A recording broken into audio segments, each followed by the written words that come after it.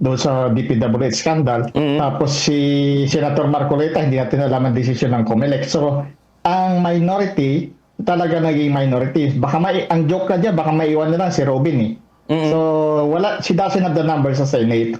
Pangalawa, yung, yung tanong mo na kung meron siyang foreign policy, meron niya ba? Ang nakikita ko pro-China kasi una, last year, naalala ko, nung in-announce ni President Trump na magtatayo ng ammunition factory dyan sa Subic that would create a two-pronged approach that would create jobs.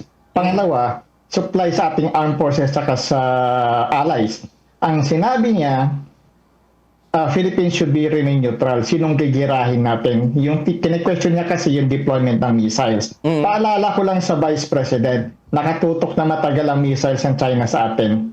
So anong gagawin natin? We don't have a choice. Ang pinakamalaking blunder na ginawa ng previous Philippine governments ay yung 1991 decision sa pagpalayas sa US bases, namely Clark and Subic. Yes. Simula noon, noong 1995, doon nagsimula itong sigalot sa South China Sea. So talagang malaking blunder. Kaya itong ating mga botante, huwag kayo magpadala sa sayaw. Tingnan nyo, tanungin nyo, lalo itong mga senatorial at saka vice at saka presidente na tatakbo sa 2028. Tanungin nyo ang foreign policy that would shape our future. Tingnan nyo nangyari nung pagkakamali ng previous voters. Natanggal ang US military bases, na iniwan tayo sa kangkungan. Wala tayong nagawa nung inagaw ang mischief reef. And right now, sa nakikita nyo, ito yung nagiging asset ngayon ng China. Of course, binanggit po niyo parang naging pro-China na hindi naman po siya nagsalita na or nagbibigay po ng pagkondina sa ginagawa, kundi tahimik lamang po ang Vice President regarding sa China. Or baka magiging Duterte 2.0 na kakalabanin po niya ang ibang mga bansa, kagaya po ng Amerika at iba pang mga European leaders na at sasama sa mga communist countries, sir. Ang nakikita ko dyan, Bobo Kami, yung darating na eleksyon, talagang kung namamangha kayo sa laki ng pera nung nakarang eleksyon ng 2022, 5 times mo yan. Ang China magbubuhos ng pera. Bakit? Kailangan ng China ng isang Chinese-friendly president sa Malacanang Camp 2028. Why? Kailangan nila matanggal ang mga EDCA sites dyan sa Northern Luzon to clear up a Taiwan invasion. Yun lang yun eh. Ito yung hindi nakikita ng karamihan. Yung Taiwan invasion, hindi tayo pwede maging neutral. Lagi kong sinasabi yan kasi proximity of distance, yung ating OFW at saka yung ating Mutual Defense Treaty.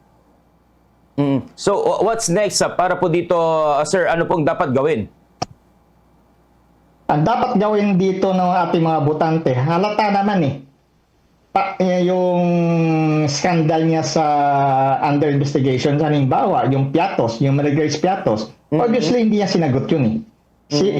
Huwag siya magtago sa behind the intelligence. Kalokohan niya kasi even the US, mayroong tinatawag na behind the closed door, nagpapahiwatig sila kung saan nila ginamit ang pera. So, hindi ito exemption. So, talaga ito mga botante, mag-isip-isip. Kung talagang mahal yung Pilipinas, this is beyond politics. Napakadelikado itong kandidato na ito. So, how you say that, sir? Lalo po at marami pong mga naniniwala at marami pong mga supporters po. Ito pong si Vice President Sara Duterte na right now talaga naman pong sa survey ngayon, trust rating dito sa bansa, siya po ang nangunguna po. Aminado tayo na siya ay nangunguna, palakas siya, but she is not unbeatable. Walang kandidato na hindi pwedeng talunin. So talagang ano ito eh. Ang mangyayari dyan, Bombo Frami, if worst comes to worst, alam naman natin ang history ng Amerika sa pagdating sa pagtanggal ng mga presidente. In case na siya ay mananalo, alam natin ang nangyari kay Maduro. I'm not saying na gagawin ng Amerika, pero if worst comes to worst, pwede mangyari sa kanya. Sir, pwede pong pag-explain po yung nangyari po sa Maduro?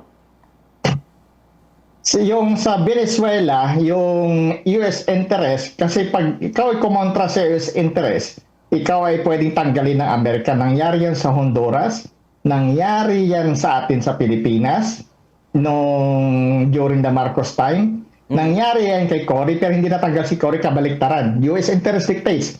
Kinampihan nila ang si Cory Aquino, talo ang mga co-plotters. Remember that. Amerika pa rin nagpapatakbo sa Pilipinas regardless kung anong sabihin natin.